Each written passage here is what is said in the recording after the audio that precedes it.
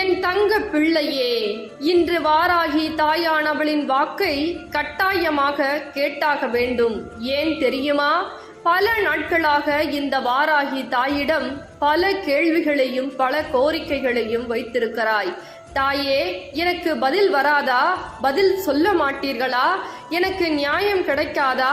நான் வாழ்க்கையில் இப்பேற்பட்ட கஷ்டத்திற்கும் கவலைகளுக்கும் வாழ்க்கையில் எனக்கு ஒரு பதிலே தீர்வோ கிடையாதா என்று என் தங்க பிள்ளை எனக்கு தீபத்தை ஏற்றி கண்ணீர் வடித்துக் கொண்டிருக்கிறது.